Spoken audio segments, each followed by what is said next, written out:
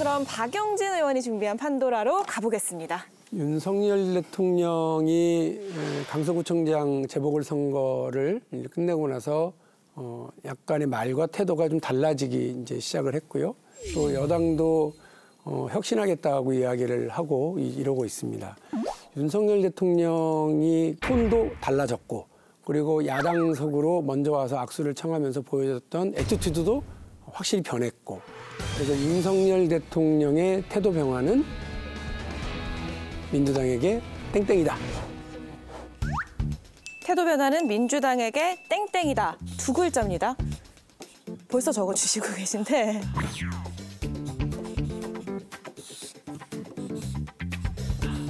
두 글자인데 네 자를 적으신 거 아닙니다. 두 자입니다. 이거 아니면 이거? 이거 아니면 이건 그래도 다 연결되는 겁니다. 들어주시죠.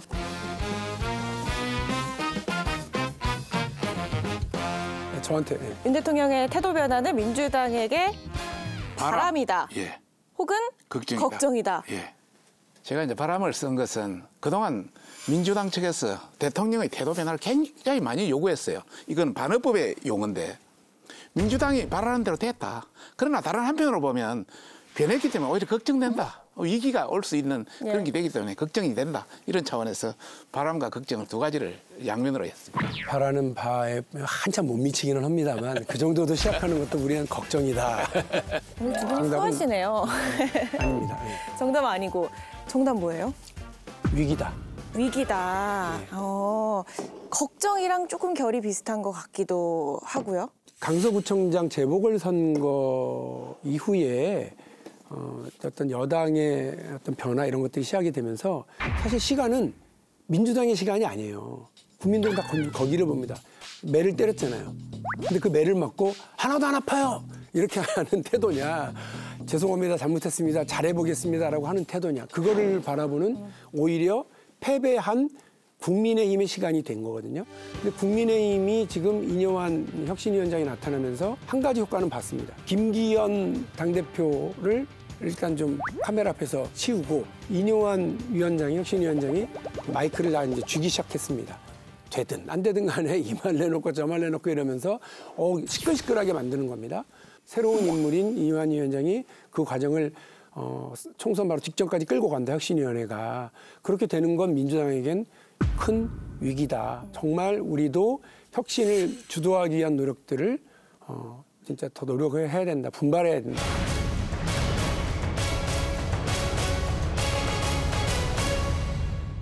윤 대통령 최근 행보를 보면 뭔가 좀 달라졌다 이런 평가가 나오거든요. 얼마 전 국회를 찾았습니다. 내년도 예산안 시정연설을 하기 위해서였는데 이재명 대표와 취임 이후 사실상 첫 소통하는 장면이 나왔습니다.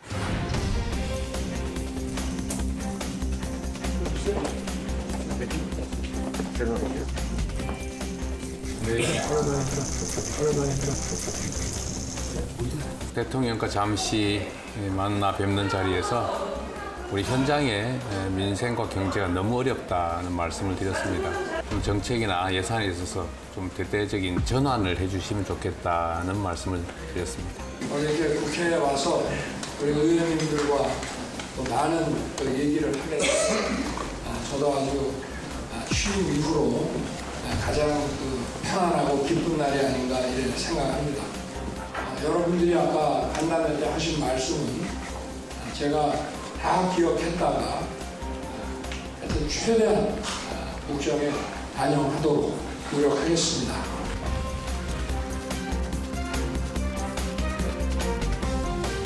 이 대표에게 오랜만이다 먼저 인사를 건네기고 했고 야당의 쓴소리를 듣고도 기분 좋게 화답하는 모습을 보였습니다. 협치의 시그널이다. 그거 가지고 협치 시그널이다라고까지 격상하기는 좀 어렵지만 대통령의 태도 변화는 있죠.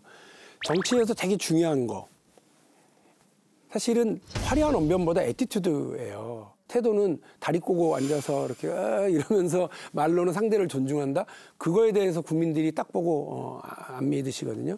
근데 그런 면에서 민주당이 지난번 시정연설 때 그거를 그렇게 맞이했어야 할까 피켓을 들고 두 번째로는 악수에 대해서 그런 어떤 그 노룩악수라든지 하는 태도가 굳이 필요했을까라고 하는 좀 아쉬움이 있습니다. 그러니까 왜냐하면 대통령이 오면 대통령에 대해서 어떤 예의를 기본적으로 갖춘 건 국민에 대한 예의이기도 하거든요. 부작용, 반작용이 오히려 벌어져서 윤석열 대통령을 지지했다가 지금 떠나버린 사람들에게 결집의 신호가 될 수도 있는 그런 일 아니냐. 진짜 그런 거는 하지 않아야 된다. 민주당에게도 숙제가 하나 더 주어졌다.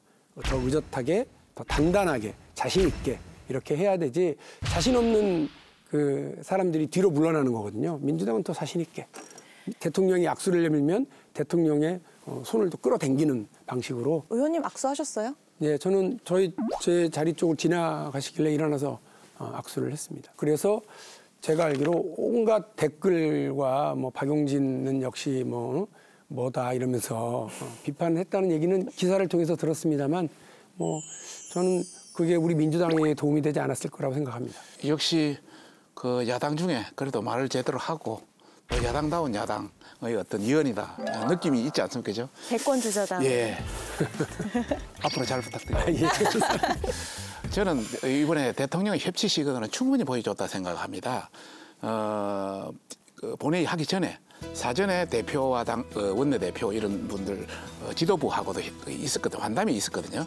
거기서도 뭐 분위기가 굉장히 좋게 또 이야기를 했고 또 입장하면서도 뭐 피켓 시위가 있습니다만 전혀 관계치 않고 들어오자마자 제일 먼저 이재명 대표하고 악수를 했거든요. 그다음에 연설 내용에서도 본다면은 부탁드린다 이런 게 한 5번 넘었습니다. 부탁드린다, 협조한다, 도와달라.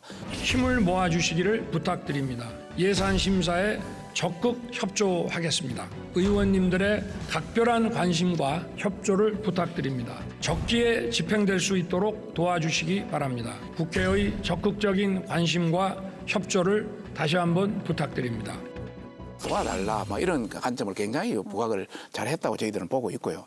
다만 이제 저희들이 좀 아쉬운 것은 국가 원수에 대한 예의는 제대로 지켜주고 또 비판할 때는 비판하고 이것이 대한민국의 국격을 보여주고 하는 것이지 단순히 개딸들만 믿고 이렇게 난리치는 거 이거 진짜 잘못된 것이다 이런 말씀을 드리고 싶습니다. 대통령께서 정말로 협치를 하시려고 한다면 저는 야당 대표인 이재명 대표를 만나셔야 된다고 봅니다.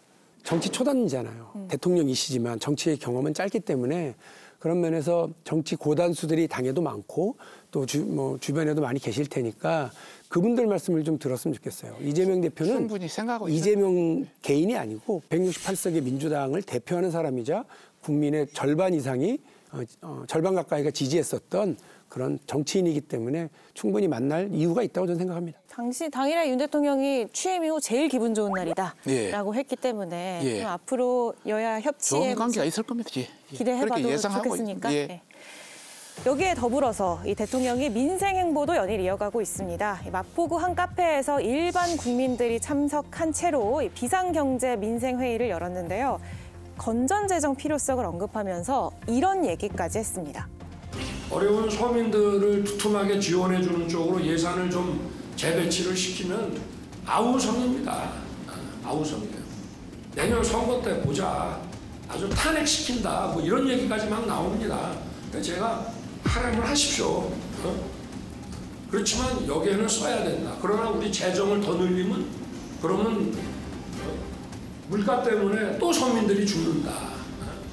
여러분들을 도와드리는 여러 가지 방안을 마련하는 이것이 오늘날과 같은 이런 정치 과잉 시대에 어떻게 보면은 서민들이 정치 과잉의 희생자일 수도 있습니다. 대통령께서 갑자기 뭐 탄핵 혈탄만 해봐라 이렇게 얘기하는 건 저는 자기 그림자에 자기가 놀라가지고 괜히 하시는 말씀이고요. 우리가 탄핵을 얘기했었던 건 국무위원들 일부에 대해서는 언급이 있습니다만 그걸 공식적으로 뭐 추진하거나 이렇게 결정난 것도 아니기 때문에 대통령이 굳이 민생 현장 나가서 저기 가나 탄핵한대요 이런 얘기 하실 필요도 없어요. 그러면 대통령은 여전히 이렇게 태도는 달라지려고 그러지만 속마음은 그대로구나. 야당에 대해서 저렇게 욱하는 마음도 가지고 있구나. 그런 모습을 보이실 필요 없다고 저는 봅니다. 대통령은 자기 그 심정에 여러 가지 참 그걸 그대로 표현한 것 아닌가 생각이 드는데요. 쓸 때는 많고 그러다 보니까 일부 예산을 줄여가지고 그 쓸 때에다가 전부 했는데 그 예산 줄인 데서 이제 난리를 치고 그게 난리를 친다라고 표현하신 문제가 아닌 거예요. 나라 꼴이 엉망진창이다라고 하는 데는 대통령의 이 문제가 제일 큽니다. 잘 모르세요. 현장 잘 모르시면서 막 이렇게 얘기를 내놓으시는데 대통령 공약 중에 하나가 금리 경쟁시키겠다는 거였어요. 그래서 예금 이자 많이 주는 걸로 서로 경쟁시키겠다고 했었습니다. 그러다 보니까 시중은행을 다 빨아들여 버렸어요. 그 시중에 그 자금이 없어갖고 난리 난 적이 있었습니다. 전 세계 어디가 이렇게 시중은행의 금리 정책에 정부가 이래라 저래라 감나라 대출하라 청개월여라 백개내라 이렇게 합니까? 1년 6개월 내내 지금 그랬어요. 그러니까 대통령이 여기 끼고 저기 끼고 온 나라 꼴이 엉망진창으로 이렇게 끌고 가는 게 한두 가지가 아니에요. 지금 R&D 정책도 확 깎는다고 그랬다가 이거 주고 저거 주고 이거 주고 저거 주고 한다고 그럽니다. 이렇게 정책 추진하지 말아달라는 게 강서구청장 보궐선거에서 나왔던 국민들의 요구사항입니다. 그걸 잘 아셔야 돼요. 문재인 정부 때도 그렇게 많이 했거든요. 그래서 우리가 정권을 이뤘다고 생각하시고요. 잘해주시라고요. 예, 잘하겠습니다. 다만 대통령이 그 모든 것을 어떻게 알겠습니까? 우리한테 정권을 맡겼으면 맡겨줘서 해야 된다는 그런 논리를 말씀드리고 싶고요. 지금은 세계 경제가 굉장히 어렵습니다. 예. 우크라이나 러시아 전쟁, 이스라엘 하마스 전쟁, 또 미중 간의 무역 분쟁, 각국주의 자원 확보 전쟁, 뭐 이런 것 때문에 세계가 굉장히 어려워질 수 있습니다. 예. 그런 차원에서 과연 우리가 어느 정도 잘 선전하고 있는지는 조금 지나면 충분히 판단할 수 있다. 우리가 또 문제가 있다면 그거는 또 수정해 나가야죠. 그래서 조금 더 기다려달라 이런 말씀을 드립니다. 알겠습니다. 이번엔 국민의힘 혁신위 이야기로 가보겠습니다. 마침 혁신위원 중에서 또 키맨으로 떠오른 박성중 의원님이 나오신 만큼 좀 내밀한 이야기를 캐보겠습니다. 어떤 역할을 하고 계십니까? 지금 혁신위 내에서. 아무래도 이제 우리 혁신위가 그 13명인데 이제 위원장 빼놓고 12명인데요. 8분이 20, 30, 40대 굉장히 젊은 분들이세요. 예. 또 여성들이 대부분이시고요. 그러다 보니까 국민의 어떤 저변에서 흐르는 그런 혁신적인 안들이 굉장히 많이 나온다고요.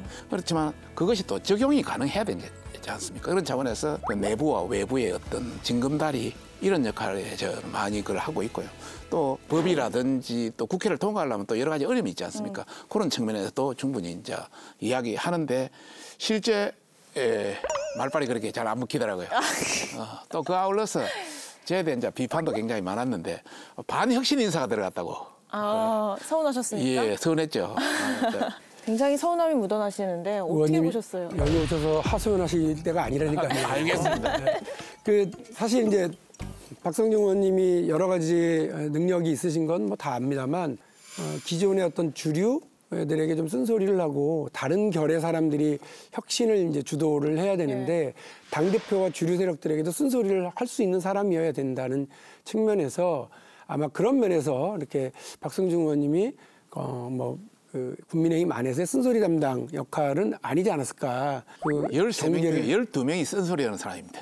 그렇게 한 사람 정도라도 그런 어떤 걸 중화시키고 또 실제 실현 가능성이라든지 이런 걸 생각할 수 있는 사람이 있어야 되는 본인이 쓴소리 담당은 아니라는 걸 확실하게 인정을 하시네요. 아니, 이윤영 위원장이랑 어떤 연이 있으셨어요? 특별한 연은 없습니다. 근데 콕 집어서 의원님을 고정한 거잖아요. 그쵸? 뭐 여러 사람을 아마 세팅해보고 그중에 이제 다양하게 검토해보고 아마 한 것 같습니다. 예, 알겠습니다. 일단은 이 혁신안 내용을 좀 얘기를 해보면요. 지난주에 2호 혁신안을 내놨습니다.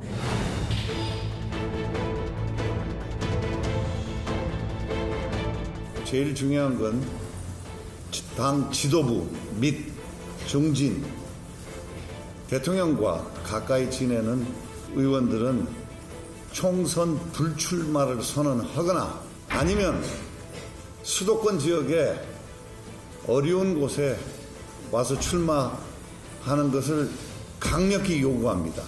당내 파장이 적지 않을 것 같은 내용이었거든요. 일단은 당내 의원들의 반응을 좀 전해주세요. 그 2호 안건으로 우리가 그 4가지가 의결이 됐습니다. 그 4가지 의결된 거 외에 공천 관련 문제는 다음으로 연기하자. 이런 반응이 컸습니다. 그래서 투표를 사실 했습니다. 그런데 6대 6이 나왔습니다. 위원장 제해놓고는. 6대 6이 나와서 그럼 위원장께서 내가 알아서 할게 하고 나가서 그냥 터뜨려진 거예요. 그래서 저는 사실 이게 안 나갈 줄 알았죠. 그런데 뭐 갑자기 전화가 막 와서 가요. 뭘 하시던가요, 전화 와서? 전화 와서 이게 어떻게 된 거냐고. 그럼 우리는 완전 전부 수도권 나가야 되냐고. 특히 뭐 충청권 쪽에서는 이 충청권 자체가 자기들이 없으면 충청권 확보하기도 힘든데 또 우리 당내 여러 가지 역학적인 측면 이런 걸 고민해서 조금 더 검토하고 다음에 내보게 될 텐데 갑자기 나가서 저도 당황을 많이 했습니다. 밖에서 보시기에 이 안건을 어떻게 평가하십니까? 일단 저지르고 봐야죠. 그래서 그 혁신을 요구받고 있고 좀 변화를 요구받고 있는 국민의힘으로서는 그 안에서 막 난리법석이 좀 벌어지는 게 국민들이 볼 때는 좀 또 달라지나 보다 이렇게 할 거예요. 그래서 시선을 일단 그 집중시켰고 마이크를 독점하기 시작을 했다고 하는 측면에서는 사실 아차 싶습니다. 그런 점에서 민주당에게 위기다라고 제가 말씀을 하셨던 거고. 뭐 인요한 위원장을 뭐 예전에는 알지 못했고 이번에 한 이제 서너 번 뵀는데 전체를 보니까 굉장히 감각이 있어요. 첫 번째 치고 나간 대사면 그것도 사실 법률상은 적절한 용어는 아니거든요.